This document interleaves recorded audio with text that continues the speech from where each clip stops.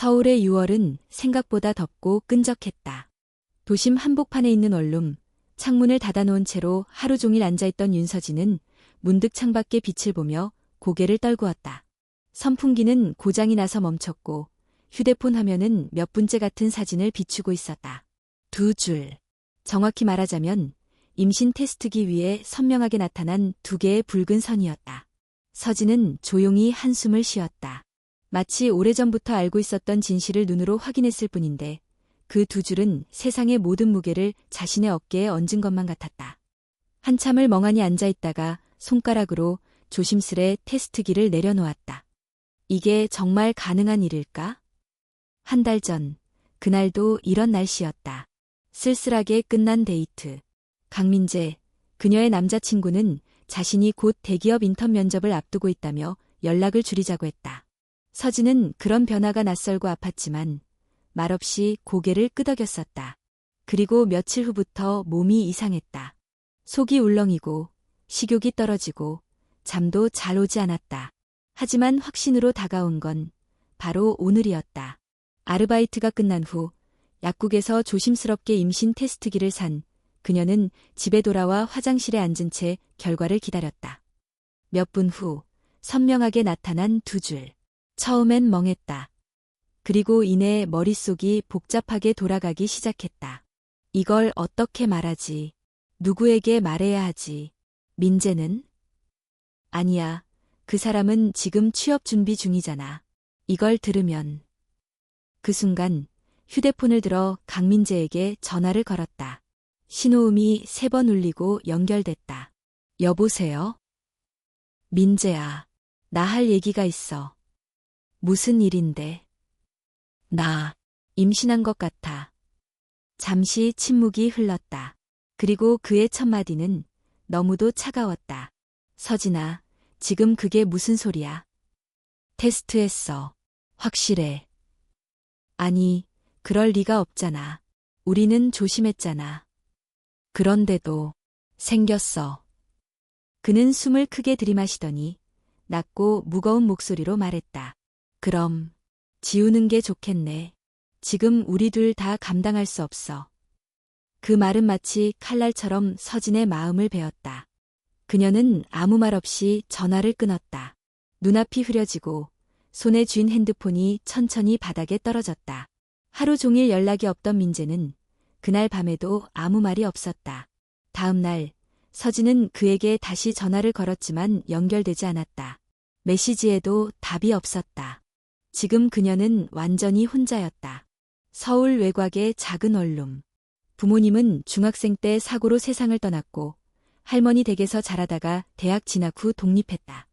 가족이라 부를 수 있는 사람은 없었다. 나 혼자 이 아이를 낳을 수 있을까? 아니, 낳아도 되는 걸까? 그 질문이 머릿속을 떠나지 않았다. 사람들은 말할 것이다. 아직 어리고 조건도 안 되고 아버지도 없는 아이를 왜 낳냐고 현실은 냉정했다. 임신한 여성을 환영하는 직장은 거의 없었다. 학자금 대출은 남아있고 알바 자리는 점점 줄어든다. 하지만 또 다른 목소리도 있었다. 내가 이 아이를 포기하면 내가 나를 포기하는 것 같아. 그렇게 생각한 순간 서진은 펑펑 울기 시작했다. 아무도 없는 방 안에서 소리내어 울었다. 그날 밤 서진은 무작정 짐을 쌌다. 휴대폰도 꺼놓고 지갑에 있던 몇 장의 지폐를 넣은 채 동서울 터미널로 향했다. 가고 싶은 목적지는 딱 하나 떠올랐다. 강원도 양양. 어릴 적 엄마와 함께 갔던 절 이름도 기억났다. 매봉사. 그곳에는 한 명의 스님이 있었다. 당시 어렸던 서진에게 따뜻한 미소를 지어주던 그 스님. 이름은 기억나지 않았지만 그날의 느낌은 생생했다. 그곳에 가면 뭐라도 달라질까? 버스 창밖으로 산과 나무들이 스쳐 지나갔다. 서울의 시멘트 냄새 대신 습한 나무 냄새가 코끝에 스며들었다. 마음이 조금은 가라앉는 듯했다. 버스에서 내린 서진은 절까지 이어진 비포장길을 천천히 걸었다. 배낭은 무거웠지만 어깨보다 마음이 더 무거웠다. 그리고 드디어 오래된 기와지붕과 함께 보이는 매봉사라는 간판. 서진은 천천히 절 안으로 들어섰다. 조용하고 고요했다.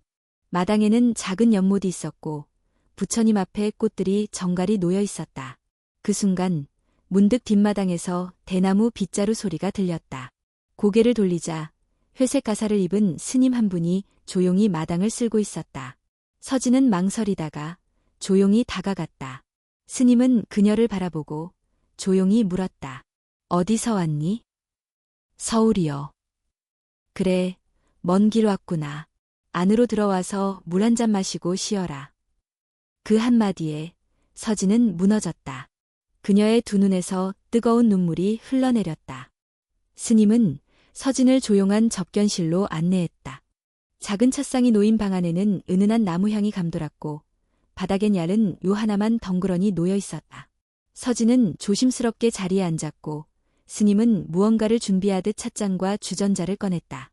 내 이름은 지화야. 여기 매봉사의 주지를 맡고 있지. 윤서진이라고 합니다. 목소리가 작았지만 스님은 그 말만으로도 모든 사정을 알아챈 듯한 표정이었다. 잠시 후 따뜻한 보이차가 그녀의 앞에 놓였다. 서진은 두 손으로 잔을 감싸며 천천히 향을 맡았다. 손끝에 닿는 온기에서조차 오랜만에 느끼는 안도감이 있었다. 스님은 서두르지 않았다. 그녀가 먼저 입을 열기를 기다렸다. 서진은 망설이다가 조용히 말을 꺼냈다. 저 임신했습니다. 그 말이 입 밖으로 나오는 순간 마치 스스로의 현실을 또 한 번 확인한 듯 눈물이 맺혔다. 아무도 환영하지 않는 아이예요. 아이 아빠도 주변 사람들도 다들 지우라고만 해요. 저 혼자 감당할 수 있을지 모르겠어요. 스님은 고개를 끄덕였다. 그렇겠구나. 마음이 무겁고 답이 보이지 않았겠지. 서진은 고개를 떨군 채 말을 이었다. 처음엔 그냥 무서웠어요. 너무 현실적이라. 학자금 대출도 남아있고 알바도 이제 못할 거고 아이 낳으면 갈 곳도 없고요. 그런데 막상 병원에서 초음파를 봤을 땐 작지만 움직이는 점을 보니까 이상하게 그걸 지울 수 없겠다는 생각이 들었어요. 스님은 잔잔한 미소를 지었다. 생명이란 우리의 이성보다 먼저 마음을 흔드는 법이지. 서진은 한참 동안 말이 없었다. 지화 스님은 서진을 바라보며 조용히 말했다. 오늘은 여기서 하루 묵고 가거라. 손님방이 하나 비어 있으니 잠시라도 마음을 내려놓고 편히 쉬어보는 게 어떻겠니? 서진은 고개를 끄덕였다. 그날 그녀는 절의 소박한 손님방에 묵게 되었다. 창문 밖으로는 산새 소리가 희미하게 들렸고 대나무 숲을 타고 내려오는 바람이 방 안을 스쳤다. 낡은 요 하나에 누워 천장을 바라보다가 서진은 눈을 감았다. 몸은 피곤했지만 머릿속은 여전히 복잡했다. 아이를 낳는 게 정말 옳은 일일까? 이렇게 계속 도망치듯 살아도 되는 걸까? 하지만 도망치고 있다는 자각조차 그녀에게는 잠시의 평안을 줬다. 무언가에서 벗어나 있다는 느낌. 그게 지금 서진에게 가장 필요했던 감정이었다. 그렇게 눈을 감은 서진은 이내 깊은 잠에 빠졌다. 새벽녘 어디선가 들려오는 목탁 소리에 잠에서 깼다. 고요한 새벽 공기 속 절 마당에서 울려 퍼지는 목탁 소리와 연불 소리는 처음 듣는 낯선 소리였지만 이상하게도 마음을 차분하게 만들었다. 그녀는 조용히 일어나 문을 열었다. 마당에는 이미 몇몇 스님들이 예불을 드리고 있었다. 멀리서 바라보는 그 장면은 마치 시간 밖의 풍경처럼 느껴졌다. 다음 날 아침, 지화 스님은 서진에게 따뜻한 죽과 반찬을 차려주었다. 밤은 잘 잤니? 네. 생각이 많았지만 그래도 편안했어요. 감사합니다. 식사를 마친 후 스님은 말했다. 마음이 내킨다면 여기서 며칠 더 지내도 좋다. 절에는 특별한 규칙은 없지만 함께 지내는 동안 소소한 일을 도와주면 고맙겠구나. 서진은 얼떨결에 고개를 끄덕였다. 마땅히 돌아갈 곳도 없었고 스님의 배려는 거짓이 아니었다. 며칠 뒤 서진은 절 생활에 조금씩 익숙해졌다. 아침에는 마당을 쓸고 식사 준비를 도왔다. 몸은 여전히 무거웠지만 단순한 일에 집중하다 보면 잡생각이 줄어드는 듯했다. 지화 스님은 종종 서진을 불러 차를 함께 마셨다. 그는 언제나 묵묵히 들어주었고 서진이 꺼낸 말에 짧게 조언을 덧붙였다. 그 따뜻한 방식이 서진에게는 큰 위로가 되었다. 그러던 어느 날 절에 방문객이 많았다. 작은 법회가 열리는 날이라 동네 어르신들이 모였기 때문이다. 서진은 부엌에서 접시를 닦고 있었고 스님들과 자원봉사자들은 바삐 움직였다. 그날 오후 하늘이 갑자기 어두워졌고 먹구름이 몰려왔다. 지화 스님은 하늘을 보며 걱정스레 말했다. 요 며칠 비가 많이 와서 혹시나. 그 예감은 적중했다. 잠시 후 절 뒤편에서 흙무더기가 쏟아져 내려오는 소리가 들렸다. 땅이 흔들리고 사람들이 놀라서 바깥으로 몰려 나왔다. 서진도 깜짝 놀라 뛰쳐나갔다. 스님, 저쪽 위험해 보여요. 스님은 빠르게 사람들을 대웅전 쪽으로 유도했다. 다행히 큰 피해는 없었지만 뒷길이 완전히 막히면서 일부 사람들의 이동이 어려워졌다. 그 혼란 속에서 한 어르신이 갑자기 내 집에 두고 온 약이 있어. 꼭 필요해. 라며 뒷길로 가려 했다. 서진은 당황했다. 그 길은 이미 흙더미로 덮였고 더 이상은 위험해 보였다. 하지만 어르신은 울면서 그 약 없으면 큰일 나 라고 반복했다. 서진은 잠시 망설이다. 결국 어르신과 함께 길을 돌았다. 그 결정은 그녀의 또 다른 시련의 시작이었다. 서진은 어르신의 손을 꼭 잡고 조심스럽게 발걸음을 옮겼다. 이미 뒷길 대부분이 흙더미에 가려 있었지만 왼편 작은 산책로는 아직 통행이 가능했다. 그들은 조심스럽게 숲길을 돌고 어르신의 집이 있는 방향으로 이동했다. 조금만 더 가면 돼요. 이쪽이에요. 고맙다, 아가야. 내가 혼자 갔으면 큰일 날 뻔했지. 어르신은 숨을 헐떡이며 말을 잇지 못했다. 서진도 땀에 흠뻑 젖은 채 가쁜 숨을 몰아쉬었다. 배가 살짝 뭉치는 느낌이 들었지만 신경 쓸 여유가 없었다. 그러나 불행은 순식간에 찾아왔다. 어르신의 집이 눈앞에 보이기 직전 갑자기 앞쪽 산비탈에서 쿵 하는 소리와 함께 커다란 흙더미가 또 한 번 무너져 내렸다. 서진은 반사적으로 어르신을 껴안고 땅에 몸을 낮췄다. 그 순간 그녀의 다리 근처로 흙이 밀려들었고 날카로운 돌 하나가 그녀의 허벅지를 스쳤다. 으윽. 서진은 비명을 참았다. 배가 찌릿하게 아팠고 숨이 가빠졌다. 손을 댄 곳에는 따뜻하고 끈적한 피가 느껴졌다. 괜찮니, 아가야? 괜찮니? 어르신이 울먹이며 서진을 일으키려 했다. 그러나 그녀는 몸을 제대로 가누지 못했다. 멀리서 누군가가 여기요. 사람 있어요. 라고 소리쳤다. 얼마 지나지 않아 지화 스님과 자원봉사자 몇 명이 달려왔다. 그들은 흙더미를 조심스럽게 걷어냈고 서진과 어르신을 구조했다. 어르신은 큰 부상 없이 무사했지만 서진은 다리에 타박상과 출혈, 무엇보다 배 통증으로 인해 급히 병원으로 이송되었다. 구급차 안, 그녀는 조용히 눈을 감고 속으로 중얼거렸다. 제발, 제발 아이만은 괜찮게 해주세요. 병원에 도착하자마자 의사는 즉시 초음파 검사를 진행했다. 차가운 젤이 배에 닿고 화면 위로 희미한 형체가 나타났다. 의사는 진지한 얼굴로 화면을 살핀 뒤 고개를 끄덕였다. 다행히 태아는 잘 붙어 있습니다. 아직 심장 박동도 강하고요. 다만 어머니의 몸 상태가 좋지 않아서 며칠간 안정이 필요합니다. 서진은 그 말을 듣자마자 눈물을 흘렸다. 긴장이 풀린 듯 온몸에서 힘이 빠졌다. 그날 밤 병실 침대에 누운 그녀는 창밖 어둠을 바라보며 생각에 잠겼다. 만약 오늘 무슨 일이 있었다면. 그 상상만으로도 눈물이 흐르고 가슴이 먹먹해졌다. 잠시 후 누군가 병실 문을 두드렸다. 지화 스님이었다. 손에는 과일 바구니와 작은 보자기에 싼 도시락이 들려 있었다. 놀랐겠구나. 스님. 서진은 울컥해 눈물을 흘렸다. 스님은 조용히 그녀의 손을 잡았다. 그래도 아이가 무사하다니 정말 다행이다. 넌 정말 잘 버텼어. 정말 이 아이를 낳아야 할까요? 그 결정을 내리는 건 결국 너 자신이란다. 하지만 내가 느끼기엔 넌 이미 마음을 정한 것 같구나. 서진은 말없이 고개를 끄덕였다. 어떤 말보다도 그 말이 진심을 꿰뚫었다. 며칠 후 퇴원한 서진은 원래 돌아가려던 절이 아닌 다시 자신이 살던 서울의 원룸으로 향했다.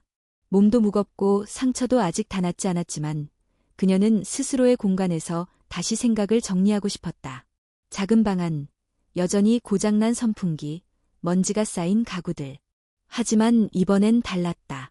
이곳은 더 이상 도피처가 아닌 준비의 공간이었다.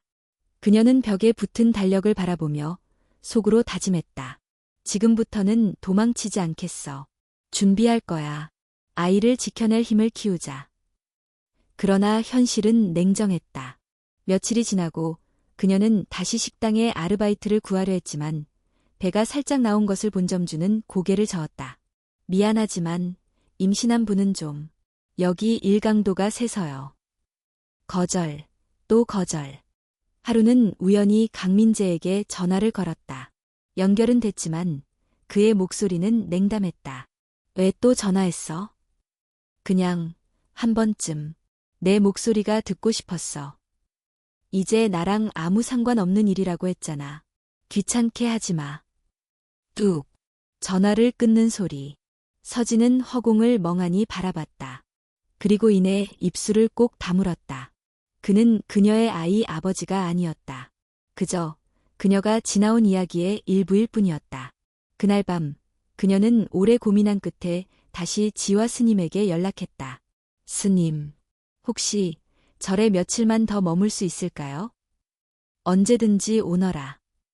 스님의 목소리는 여전히 한결같이 따뜻했다. 다음 날 서진은 다시 강원도로 향했다. 이제는 도망이 아닌 준비된 발걸음으로. 서울에서 강원도 매봉사까지 가는 길은 익숙하면서도 낯설었다. 이제는 도망치듯 떠나는 것이 아니라 스스로 선택한 길이었다. 서진은 배낭을 메고 천천히 절 입구에 도착했다. 입구 앞에서 서성이다가 깊게 숨을 들이쉬고 발걸음을 옮겼다. 어서 와라. 지화 스님이 마당을 쓸던 빗자루를 멈추고 그녀를 맞이했다. 서진은 고개를 숙이며 인사했다. 다시 와도 될까 고민했는데 이렇게 맞아주시니 감사합니다. 스님은 미소 지으며 말했다. 그때도 말했지만 여긴 언제든 쉴 수 있는 곳이다. 서진은 다시 손님 방에 짐을 풀었다. 이번엔 마음가짐이 달랐다. 이곳에서 잠시 몸을 쉬는 동시에 앞으로의 방향을 정하고 싶었다. 며칠 동안 서진은 절의 일상을 함께했다. 아침에는 마당을 쓸고 대웅전 청소를 도왔다. 오전 예불이 끝나면 함께 식사를 준비했고 오후엔 찻잎을 다듬거나 마당의 핀 꽃들을 돌보았다. 육체적으로는 힘들었지만 단순한 일에 집중하면서 그녀의 마음은 점차 가벼워졌다. 하루하루 반복되는 일상 속에서 서진은 잠시 자신을 잊을 수 있었고 오히려 그 시간이 자신을 되돌아보게 했다. 지화 스님은 여전히 많은 말을 하지 않았다. 대신 차를 마시며 이야기를 들어주었고 그녀가 고민을 꺼낼 때면 짧지만 깊은 말을 남겨주었다. 아이를 키우는 건 단순히 생명을 지키는 일이 아니란다. 그 생명을 통해 나 자신을 다시 살아보는 일이기도 하지. 서진은 그 말을 곱씹었다. 나를 다시 살아보다. 그건 어쩌면 지금까지 내가 피하고만 있었던 일이 아닐까. 어느 날 오후 절에 한 손님이 찾아왔다. 지화 스님의 지인이자 인천에 있는 미혼모 지원센터에서 일하는 분이었다. 스님은 서진을 소개하며 조심스럽게 말했다. 이 아이가 조금 더 현실적인 도움을 받을 수 있도록 이야기를 나눠보는 게 좋을 것 같아. 서진은 처음엔 망설였다. 처음 보는 사람에게 자신의 사정을 털어놓는 것이 쉽지 않았다. 하지만 상대는 서진보다 몇 살 많은 여성으로 같은 길을 먼저 걸어온 듯한 따뜻한 눈빛을 지니고 있었다. 저희 센터에 오시면 당장은 거주 공간부터 시작해서 출산전 검진, 심리상담, 그리고 나중에는 직업훈련까지 도와드릴 수 있어요. 정말 그런 게 가능한가요? 물론입니다. 물론 하루아침에 모든 게 해결되진 않겠지만 함께 해주는 손이 있다는 것만으로도 분명히 다르다고 저는 믿어요. 서진은 오랜 침묵 끝에 고개를 끄덕였다. 도움받고 싶어요. 그날 밤 서진은 방에서 홀로 앉아 오랫동안 창밖을 바라보았다. 별이 드문드문 떠있는 하늘, 서늘한 밤 공기, 그리고 잔잔한 산새 소리. 그 속에서 그녀는 속삭였다. 이 아이와 함께 살아보자. 며칠 뒤 서진은 작은 배낭 하나를 메고 인천으로 향했다. 지화 스님은 그녀를 배웅하며 말했다. 부디 자신을 믿고 그 생명을 믿거라. 어려운 순간이 또 오겠지만 이제 너는 그 길을 걸어갈 준비가 되어 있단다. 센터는 인천 시내 외곽의 조용한 동네에 자리 잡고 있었다. 겉보기엔 평범한 다가구 주택이지만 내부는 아늑하고 정돈되어 있었다. 몇 명의 입소자가 함께 지내며 공간을 나눴고 정기적인 상담과 교육이 준비되어 있었다. 서진은 처음엔 어색하고 낯설었다. 하지만 며칠이 지나자 자신과 비슷한 처지의 사람들과 대화를 나누며 마음의 문이 열리기 시작했다. 그녀보다 어린 친구도 있었고 나이 많은 언니도 있었다. 모두 다른 사연을 가지고 있었지만 하나같이 아이를 지키고자 하는 마음만큼은 같았다. 하루는 저녁을 먹고 방으로 돌아온 서진이 말했다. 사실 나 아직도 무서울 때가 많아. 내가 이 아이를 정말 잘 키울 수 있을까 싶어서. 같은 방을 쓰는 한 언니가 웃으며 대답했다. 나도 그래. 매일이 불안하고 후회도 하고 하지만 아이가 배 안에서 움직일 때마다 다시 다짐하게 돼. 내가 이 아이를 지키기 위해 여기까지 왔구나 하고. 그 말은 서진의 마음을 어루만졌다. 그녀는 천천히 손을 배에 얹었다. 아직 작고 미약한 움직임이었지만 분명히 안에서 생명이 자라고 있었다. 그 밤 서진은 오랜만에 깊은 잠에 들었다. 그리고 꿈속에서 아이가 환하게 웃으며 자신을 향해 손을 내미는 모습을 보았다. 시간은 빠르게 흘렀고 서진의 배는 눈에 띄게 불러왔다. 지원센터 생활은 단조롭지만 안정적이었다. 매일 정해진 시간에 식사를 하고 산정 검진을 받고 출산 교육과 유아 돌봄에 대한 수업도 들었다. 서진은 처음에는 낯설고 조심스러웠지만 점점 익숙해졌다. 자신과 같은 처지의 이들과 함께 지내면서 그녀는 처음으로 외롭지 않다는 감정을 느꼈다. 출산 예정일이 다가올수록 몸은 무거워졌고 사소한 움직임에도 숨이 찼다. 가끔 밤에는 복통이 찾아와 불안감에 잠 못 이루기도 했다. 그럴 때마다 서진은 손으로 배를 감싸며 중얼거렸다. 현아야, 조금만 더 버티자. 엄마가 지켜줄게. 이름을 정한 것도 그 무렵이었다. 의미를 깊이 고민하던 그녀는 어느 날 불쑥 떠오른 단어의 마음이 이끌렸다. 현아, 현명아. 밝고 고운 아이가 되길 바라는 마음을 담은 이름이었다. 이름을 부를 수 있다는 건 이미 마음속에 그 아이가 가족이 되었다는 뜻이었다. 그리고 어느 날 새벽, 진통은 갑자기 찾아왔다. 처음엔 배가 단단하게 뭉치는 느낌이었고 이내 점점 통증의 간격이 짧아졌다. 서진은 깊은 숨을 들이쉬며 센터 직원에게 전화를 걸었다. 곧바로 응급차가 도착했고 서진은 병원 분만실로 옮겨졌다. 진통은 말로 설명하기 어려운 고통이었다. 몸 전체가 찢어지는 듯했고 온몸에 진땀이 흘렀다. 간호사는 계속해서 말했다. 조금만 더 힘주세요. 잘하고 있어요. 하지만 서진은 숨도 제대로 쉴 수 없었고 의식이 흐려질 정도로 고통스러웠다. 도저히 못하겠어. 그 순간 그녀의 머릿속에 스쳐간 것은 단 하나였다. 초음파 화면에서 뛰던 작은 심장박동, 배를 쓰다듬으며 불렀던 이름, 현아. 내가 선택한 생명이야. 끝까지 포기하지 말자. 서진은 남아있는 힘을 끌어모아 다시 한번 힘을 주었다. 그리고 몇 분 후 분만실 안에 아이의 첫 울음소리가 울려 퍼졌다. 맑고 강한 울음이었다. 축하합니다. 건강한 여자아이예요. 의사가 말했다. 간호사가 아이를 조심스럽게 그녀 품에 안겨주었다. 서진은 땀에 젖은 얼굴로 아이를 바라보았다. 작고 주먹만한 얼굴, 오물거리는 입술, 꼼지락거리는 손가락. 모든 것이 신비롭고 눈부셨다. 눈물이 흘렀다. 고통이 밀려난 자리에 벅찬 감동과 사랑이 가득 찼다. 현아야, 우리 딸, 만나줘서 고마워. 출산 후 서진은 회복실로 옮겨졌고 아이는 신생아실에서 관리되었다. 몸이 무거웠지만 마음만은 전에 없이 가벼웠다. 그녀는 매 순간이 믿기지 않았다. 내가 정말 아이를 낳았구나. 내 안에서 자란 생명이 지금 눈앞에 살아 숨쉬고 있구나. 며칠 후 병실에 지화 스님이 찾아왔다. 서진은 아이를 안고 있는 모습으로 스님을 맞이했다. 이 아이가 바로 현아예요. 스님은 아이의 작은 손을 살짝 쓰다듬으며 말했다. 참 잘했구나, 서진아. 아이가 아주 온순하고 예쁘게 생겼다. 무섭고 힘든 순간도 많았는데 지금은 그냥 감사한 마음뿐이에요. 스님은 고개를 끄덕이며 말했다. 생명이란 그런 거란다. 고통 끝에 찾아오는 기적이지. 서진은 조용히 말했다. 제가 이 아이를 포기했더라면 지금 이 순간은 없었겠죠. 이제야 알겠어요. 지키겠다는 마음이 얼마나 큰 힘을 주는지. 퇴원 후 서진은 다시 지원센터로 돌아왔다.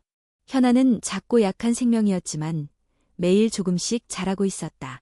밤낮이 바뀐 생활, 끝없이 울어대는 아이, 부족한 수면과 회복되지 않은 몸.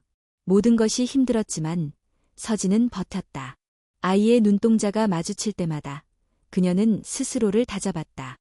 아이를 위해서라면 뭐든 할 수 있을 것 같았다. 센터에서는 육아 프로그램과 함께 출산 후 재취업을 위한 교육도 제공되었다. 서진은 유아용 손수건을 직접 재봉해보며 흥미를 느꼈고 한 교사로부터 제작 감각이 좋다는 칭찬도 들었다. 그녀는 마음속에 작지만 진지한 목표를 세웠다. 현아가 좀 더 자라면 집에서 재봉 일을 시작해보자.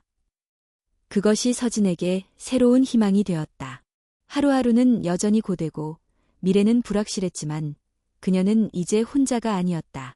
작은 품 안에 안긴 생명, 그리고 그 생명과 함께 살아가는 자신의 모습이 이전과는 완전히 달랐다. 그날 밤, 현아는 엄마 품에서 곤히 잠들었다. 서진은 조용히 속삭였다. 우리 이제 함께 살아가자. 힘들더라도, 외롭더라도 이 생명을 끝까지 안고 나아가 볼게. 현아가 태어난 지 2달쯤 되었을 때였다. 그날은 늦여름, 장막 끝자락에 끈적한 밤이었다. 서진은 하루 종일 아이를 안고 있었고 기운이 빠진 상태였다. 그런데 밤 10시 무렵 현아의 몸이 유난히 뜨거워진 것을 느꼈다. 처음엔 잠깐 열이 오른 걸로 생각했다. 하지만 점점 얼굴이 벌겋게 달아오르고 젖도 제대로 빨지 않자 그녀는 불안해졌다. 체온계를 가져와 확인하니 38.7도. 서진의 손이 떨리기 시작했다. 현아야, 왜 그래? 괜찮니? 센터에 연락하려 했지만 이미 관리인도 퇴근한 시간. 근처 응급실은 있지만 택시를 부르려 해도 수중에 현금이 없었다. 휴대폰 앱으로 호출해보려 해도 카드가 정지된 상태였다. 마음이 조급해졌다. 서진은 결국 아이를 담요에 감싸 안고 병원까지 직접 달리기로 결심했다. 지도 앱으로 확인해보니 걸어서 약 25분 거리. 하지만 지금의 상황에서는 25분도 너무 길었다. 그녀는 현아를 꼭 끌어안고 밤거리를 뛰기 시작했다. 서울 외곽의 좁은 골목을 지나고 신호등 없는 교차로를 지나며 발걸음을 재촉했다. 가로등 불빛이 뿌옇게 보일 만큼 숨이 찼지만 멈출 수 없었다. 조금만 더 가자, 현아야. 금방 병원 도착할 거야. 땀이 온몸을 적셨고 눈앞이 아찔했다. 그 와중에도 아이는 잠든 듯 조용했다. 그 조용함이 오히려 더 무서웠다. 병원 응급실 앞에 도착했을 땐 이미 신발이 반쯤 벗겨진 상태였다. 서진은 접수처에 외쳤다. 아기 열이 너무 높아요. 제발 좀 봐주세요. 응급실 간호사가 그녀를 보고 달려나왔다. 아이를 받아든 간호사는 빠르게 안으로 들어갔고 서진은 대기 의자에 털썩 주저앉았다. 가슴이 요동쳤다. 숨을 제대로 쉬지 못할 만큼 심장이 아팠다. 의사는 30분 뒤 진료 결과를 들고 나왔다. 다행히 큰 이상은 없습니다. 영아 열성 바이러스로 보이고 해열제를 투여하면 금세 안정될 겁니다. 그제야 서진은 눈물을 흘렸다. 이제야 긴장이 풀렸다. 의자에 앉아있는 그녀의 땀에 젖은 얼굴은 모든 것을 말해주고 있었다. 하지만 이야기는 거기서 끝나지 않았다. 서진이 현아를 안고 대기실에서 잠시 쉬고 있던 사이 누군가가 이 광경을 영상으로 촬영해 SNS에 올린 것이었다. 한 엄마가 아기 안고 밤거리를 뛰어 병원으로. 감동이자 현실의 벽. 라는 제목과 함께 올라온 영상은 불과 하루 만에 수만 건이 조회수를 기록했고 수많은 댓글이 달리기 시작했다. 이 시대 진정한 엄마다. 저렇게까지 해야 하나. 국가가 뭘 하고 있는 건지. 감동적이긴 하지만 출산 전에 계획은 있었던 걸까? 자기 선택으로 낳은 건데 왜 동정을 바라지? 댓글들은 극과 극으로 나뉘었다. 동정과 칭찬, 동시에 비난과 조롱이 쏟아졌다. 서진은 영상을 보고 처음엔 당황했다. 분명 누군가가 몰래 찍은 것이었다. 그녀는 유명해지고 싶은 것도, 감정을 이용하려는 것도 아니었다. 그저 아기가 아플까봐, 죽을까봐 달렸을 뿐이었다. 센터 측은 그녀를 감쌌다. 우리 서진 씨는 그저 엄마로서 최선을 다했을 뿐이에요. 이런 일이 알려진 건 부끄러운 일이 아니라 오히려 우리의 현실을 보여준 겁니다. 그 말에 그녀는 울컥했다. 하지만 마음 한편으로는 무서웠다. 사람들의 말 한마디가 얼마나 날카로운지 그녀는 잘 알고 있었기 때문이다. 며칠 뒤 지역 방송국에서 연락이 왔다. 영상 속 어머니를 인터뷰하고 싶다는 요청이었다. 서진은 단호히 거절했다. 이건 콘텐츠가 아니에요. 누군가의 감정과 삶을 그렇게 다뤄주지 않았으면 좋겠어요. 기자가 아쉬워하며 말했다. 사람들이 감동할 수 있는 이야기인데요. 사람들을 감동시키기 위해서 내가 밤거리를 달린 게 아니에요. 그 말은 분명했다. 서진은 세상의 시선에서 조금씩 단단해지고 있었다. 그날 밤 그녀는 현아를 안고 다시 속삭였다. 우리가 얼마나 많은 길을 걸어가야 할지 모르겠지만 난 더 이상 도망가지 않을 거야. 너를 위해서라면 어디든 달려갈 수 있어. 아이의 작은 숨결이 그녀의 가슴에 닿았다. 그 순간 서진은 또 한 번 다짐했다. 세상의 말보다 내 아이의 울음이 더 중요하다고. 밤거리에서 현아를 안고 달렸던 그날 이후 서진은 세상과 조금씩 멀어졌다. 인터넷 속 자신에 대한 논쟁과 비난, 동정과 호기심이 뒤섞인 시선은 결코 가볍지 않았다. 센터 직원들은 그녀를 배려해 외부 연락을 차단해 주었고 서진도 되도록이면 방 안에서 시간을 보냈다. 하지만 평온은 오래가지 않았다. 어느 날 오후 센터를 방문한 한 여성이 현관에서 큰 소리를 냈다. 윤서진이라는 애 여기 있죠? 서울에서 왔어요. 내가 이모예요. 관리자는 당황해 그녀를 안내했고 서진은 응접실에서 얼굴이 굳은 채 마주 앉았다. 그녀는 고등학교 졸업 이후 한 번도 연락하지 않았던 어머니의 언니였다. 서진의 부모가 세상을 떠난 후 몇 달간 잠시 지내다 이모가 돌연 연락을 끊은 기억이 떠올랐다. 이모가 여긴 무슨 일로 오셨어요? 뉴스 봤다. 인터넷도 봤고 내 얼굴 딱 나오더라. 그걸 보고 가만히 있을 수가 있겠냐. 아무리 그래도 애를 그렇게 낳아서 혼자 키우겠다는 게 말이 돼. 서진은 차가운 시선으로 대답했다. 제가 어떻게 살든 제 선택이에요. 너 하나 고집 부리는 바람에 애가 고생하는 거 몰라? 나는 말이야. 아이를 위해서라도 내가 키우는 게 낫다고 생각해. 그 말에 서진은 자리에서 일어날 뻔했지만 겨우 진정을 했다. 현아는 제가 낳았고 제가 지키고 있어요. 그걸 아무도 빼앗을 수 없어요. 그러자 이모는 들고 온 서류를 꺼내며 말했다. 법적으로 친권도 내가 주장할 수 있어. 내가 지금 가진 조건으로 아이를 키우는 건 무책임이야. 내가 이걸 복지기관에 제출할 생각도 있어. 그 순간 서진은 정신이 아득해졌다. 그녀의 과거와 혈연이 다시 그녀와 현아의 삶을 뒤흔들려 하고 있었다. 이모가 떠난 뒤 서진은 센터 관리자와 긴급 면담을 했다. 센터장은 조용히 그녀를 바라보다가 말했다. 법적으로 이모가 친권을 주장하려면 여러 절차가 필요하긴 해요. 하지만 가능성 자체는 존재합니다. 서진 씨의 상태와 아이의 복지 환경이 핵심이 될 거예요. 서진은 고개를 떨구었다. 자신이 아이에게 좋은 환경을 만들어주고 있는지 처음으로 의심이 들었다. 눈물이 났다. 하지만 센터장은 덧붙였다. 우린 끝까지 서진 씨를 지지할 거예요. 다만 이 상황에서 감정으로만 대처하면 불리할 수 있으니 법률 상담을 먼저 받아봅시다. 며칠 후 변호사와의 상담이 이뤄졌다. 서진은 자신이 걸어온 이야기, 아이를 지키려 했던 모든 순간을 정리해 전달했다.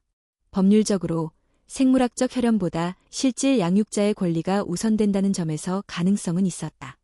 하지만 문제는 이모 측에서 아이의 미래를 위해 더 나은 환경이라는 논리를 들고 나올 경우였다. 서진은 불안 속에 하루하루를 보냈다. 그러던 어느 날 현아가 밤새 열이 오르고 칭얼대며 잠들지 못했다. 몸도 마음도 무너질 것 같았다. 그녀는 아이를 품에 안고 창가에 앉아 창밖 어둠을 바라보았다. 엄마가 너를 지키고 싶어서 여기까지 왔는데 이 세상이 그걸 허락해주지 않을까 봐 무서워. 현아는 잠결에 작게 소리를 냈고 서진은 조용히 토닥이며 속삭였다. 엄마가 지킬게. 무슨 일이 있어도 절대 너를 다른 곳에 보내지 않아. 센터는 그녀를 위해 전문가들과 함께 서류를 준비했다. 양육 환경, 출산 전후 기록, 센터의 평가서, 그리고 서진 본인의 진술서. 그녀는 자필로 장문의 편지를 써내려갔다. 거칠고 솔직한 문장이었지만 진심이 담겼다. 며칠 후 담당 기관에서 세 사람을 한자리에 불렀다. 서진, 이모, 그리고 기관 담당자. 감정이 고조되는 것을 막기 위해 회의는 조용하고 엄정한 분위기 속에서 진행되었다. 이모는 반복해서 서진이 아직 점고 준비가 안 됐다는 주장을 폈다. 반면 서진은 눈을 마주치며 말했다. 제가 부족한 거 알아요. 돈도 없고 경력도 없고 도와주는 사람도 거의 없어요. 하지만 현아는 제 전부예요. 아이를 지키겠다는 마음만큼은 누구보다 확실해요. 현아는 저 없이는 안 됩니다. 그 순간 침묵이 흘렀다. 이모는 말없이 고개를 돌렸다. 회의가 끝난 뒤 담당자는 서진에게 조용히 말했다. 당장은 법적 다툼까지 가지 않을 것 같아요. 이모 측에서도 크게 강행하지 않겠다고 했어요. 서진 씨가 그만큼 진심을 잘 전달했기 때문이에요. 서진은 그 자리에 주저앉을 듯 안도의 숨을 내쉬었다. 너무 긴장했던 탓에 다리에 힘이 풀렸다. 센터로 돌아와 현아를 안아 올리는 순간 눈물이 쏟아졌다. 괜찮아. 이제 괜찮아. 엄마가 널 꼭 안고 있을게. 그날 밤 그녀는 잠든 현아의 손을 잡고 속으로 말했다. 나는 세상에서 가장 흔들리기 쉬운 사람이었지만 너를 안고 있는 한 누구보다 강할 수 있어. 이모와의 양육권 논란이 일단락된 후 서진은 다시 일상의 리듬을 되찾기 시작했다. 센터에서는 그녀의 용기와 진심을 칭찬했고 함께 지내던 동료들도 진심 어린 격려를 보내주었다. 그녀는 더 이상 흔들리지 않았다. 현아를 품에 안고 걷는 매 순간이 삶의 중심이 되었고 불안은 의지가 되어주었다. 그러나 세상이 그녀를 가만두지 않았다. 며칠 후 한 방송국 PD가 센터로 전화를 걸어왔다. 영상 속 어머니를 직접 만나보고 싶습니다. 한부모의 현실을 조명하는 다큐멘터리를 제작 중인데 윤서진 씨의 이야기가 핵심이 될 수 있을 것 같습니다. 센터 측은 서진에게 의견을 물었다. 그녀는 처음에는 거절하려 했다. 하지만 PD가 직접 찾아와 이야기 나누기를 원하자 서진은 조심스럽게 마주 앉았다. 우리는 윤서진 씨의 이야기가 단순히 개인적인 감동에 그치지 않는다고 생각해요. 이 사회가 놓치고 있는 어떤 진실을 말해줄 수 있다고 믿습니다. 서진은 물었다. 그런데 제 이야기를 방송으로 만드는 게 정말 필요한 일일까요?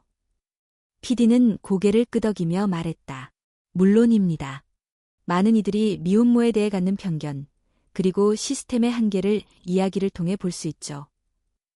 그 말에는 일리가 있었다. 서진 역시 자신과 같은 상황에 처한 이들이 얼마나 많을지 알고 있었다. 그들에게 용기를 줄 수 있다면 가치 있는 일일 수 있었다. 하지만 동시에 서진은 불안했다. 그녀의 고통과 싸움이 자극적인 연출로 소비될 수 있다는 우려. 누군가의 연민을 자아내기 위한 소재로 자신의 현실이 왜곡되지 않을까 두려웠다. 며칠 뒤 제작진이 보내온 초안 시놉시스를 확인한 서진은 망설임 없이 전화를 걸었다. 이건 제가 겪은 현실이 아니에요. 어떤 부분이 마음에 걸리시나요? 제 감정이나 결정들이 마치 극적인 결말을 위한 장치처럼 보이게 편집되어 있어요. 제가 무너진 순간만을 강조하고 중심에 있는 건 아이를 지키기 위한 제 의지가 아니라 세상의 동정처럼 보여요. PD는 당황했다. 그건 시청자들이 감정적으로 더 몰입할 수 있게 하기 위한 장치일 뿐입니다. 전 누군가의 감정을 끌어내기 위해 이 길을 걸어온 게 아닙니다. 그 말에 PD는 더 말을 잇지 못했다. 서진은 차분하게 말했다. 제가 이야기하고 싶은 건 한 사람이 어떤 결정을 하고 그 책임을 지며 살아가는 과정이에요. 그게 꼭 드라마처럼 눈물겨울 필요는 없잖아요. PD는 잠시 침묵하다가 마지막으로 물었다. 그럼 인터뷰 자체도 거절하시는 건가요? 네, 저는 제 아이와의 삶을 조용히 지키고 싶어요. 전화를 끊은 뒤 서진은 한참 동안 현아가 자고 있는 모습을 바라보았다. 그녀는 이제 안다. 현아는 더 이상 자신을 불안하게 만드는 존재가 아니라 오히려 그녀를 흔들림 없이 살아가게 만드는 힘이라는 것을. 그 후 다른 매체에서도 연락이 왔다. 인터넷 뉴스 인터뷰, 사회 캠페인 참여 요청, 육아 전문지 기고 제안까지. 서진은 모두 정중히 거절했다. 그녀는 그렇게 스스로의 이야기로부터 자신을 지켜냈다. 어느 날 센터에서 작은 바자회가 열렸다. 입소자들이 직접 만든 물품을 판매하고 수익금의 일부를 자립지원금으로 활용하는 행사였다. 서진은 그동안 배운 재봉으로 만든 유아용 턱바지와 손수건을 출품했다. 예상보다 많은 사람들이 관심을 보였고 그녀의 작품은 금세 판매되었다. 한 어머니는 제품을 살펴보다가 말했다. 이건 정말 정성이 느껴지네요. 우리 아이한테 꼭 잘 어울릴 것 같아요. 서진은 얼굴이 붉어지며 웃었다. 그 말 한마디에 며칠 밤을 새며 바느질했던 시간이 모두 보상받는 기분이었다. 행사가 끝난 뒤 센터장과 나눈 대화에서 서진은 처음으로 독립을 이야기했다. 현아가 돌이 지나면 조금씩 제 힘으로 살아가고 싶어요. 작은 방이라도 구해서 아이와 둘이서. 센터장은 따뜻한 눈빛으로 말했다. 그동안 정말 많이 성장했어요. 서진 씨, 이제는 누구보다 단단한 엄마가 되었네요. 서진은 고개를 숙이며 대답했다. 아직 부족하지만 이 아이를 위해 그 부족함조차 배우면서 채워가고 싶어요. 그리고 그녀는 다시 다짐했다. 내 이야기를 대신 말해줄 사람은 없다고. 나의 삶은 내가 지키고 내가 만들어가야 한다고. 현아가 돌을 지나면서 서진은 진지하게 독립을 준비하기 시작했다. 센터에서 소개받은 임대주택 지원 프로그램에 신청했고 재봉 기술을 바탕으로 소규모 온라인 판매를 시작했다. 처음엔 주문이 드물었지만 정성껏 만든 제품들은 점차 입소문을 탔고 서진은 조금씩 자신감을 얻었다. 그 무렵 그녀는 센터를 떠나 작은 원룸으로 이사했다. 비록 오래된 건물이었지만 시장과 병원이 가까워 육아하기에 불편하지 않았다. 서진은 직접 벽지를 고쳐붙이고 중고 가구를 조립하며 새로운 생활을 만들어갔다. 하루하루가 빠듯했지만 현아가 웃으며 엄마를 바라볼 때면 모든 수고로움이 사라지는 듯했다. 그런 그녀의 삶에 예상치 못한 방문자가 찾아왔다. 어느 늦은 오후 현아가 낮잠을 자고 있을 무렵 서진은 문득 초인종 소리에 문을 열었다. 그곳에는 낯익은 얼굴이 서 있었다. 강민재. 그녀의 과거, 그녀의 아이의 아버지였다. 오랜만이야. 그는 조심스럽게 인사했다. 서진은 한동안 아무 말도 하지 못한 채 그를 바라봤다. 예전보다 마른 얼굴, 어딘가 초조한 눈빛. 그녀는 문지방에 선 채 차가운 목소리로 말했다. 여긴 무슨 일로 왔어? 민재는 머뭇거리다가 말했다. 그냥 내 소식을 들었어. 방송에는 안 나왔지만 그 영상이 인터넷에서 돌아다니고 있더라. 내가 아이 낳았다는 것도 알게 됐고. 서진은 입술을 굳게 다물었다. 그래서 뭘 어쩌겠다는 건데? 민재는 시선을 피하며 말했다. 너무 늦었단 거 알아. 하지만 그땐 내가 정말 겁이 났어. 책임질 자신이 없었고 뭐가 옳은지도 몰랐어. 지금 와서 이런 말하는 게 다 의미 없을지도 모르지만 그래도 미안하다는 말을 하고 싶었어. 서진은 그의 말을 묵묵히 들었다. 그리고 조용히, 그러나 단호하게 말했다. 내가 도망친 그 순간부터 나도 너를 지우기 시작했어. 민재는 움찔했지만 서진은 계속해서 말했다. 현아는 너 없이도 잘 자라고 있어. 처음엔 많이 무서웠고 지금도 어렵지만 난 하루도 빠짐없이 아이와 함께 싸우고 있어. 그런데 넌 아무것도 없이 나타나서 미안하다고 한마디로 정리하려고 해? 민재는 고개를 숙였다. 혹시 아이를 볼 수 있을까? 그 말에 서진은 문을 조금 더 닫으며 말했다. 그 아이를 보기 원한다면 먼저 내가 어떤 책임을 질 수 있는 사람인지 보여줘야 해. 현아는 사람 얼굴 기억할 나이야. 어설프게 다가왔다가 사라지면 그건 두 번째 상처가 될 뿐이야. 침묵이 흘렀다. 민재는 더 이상 말하지 못한 채 입술을 깨물었다. 이제 가줘. 서진의 말에 그는 조용히 고개를 끄덕였다. 그리고 돌아서려는 순간 그녀는 덧붙였다. 나 너를 원망하지 않아. 하지만 다시 돌아가고 싶은 생각도 없어. 지금 나는 내 아이와 함께 내가 만든 삶을 살고 있어. 그가 완전히 사라진 뒤 서진은 문을 닫고 천천히 바닥에 앉았다. 현아는 여전히 고요히 잠들어 있었다. 그 모습을 보며 서진은 조용히 눈을 감았다. 그날 밤 그녀는 오랜만에 지화 스님에게 연락을 했다. 스님, 저 그 사람이 찾아왔어요. 그렇구나. 마음이 많이 복잡했겠지. 네. 하지만 이제는 제가 흔들리지 않아요. 스님은 잠시 침묵하다가 말했다.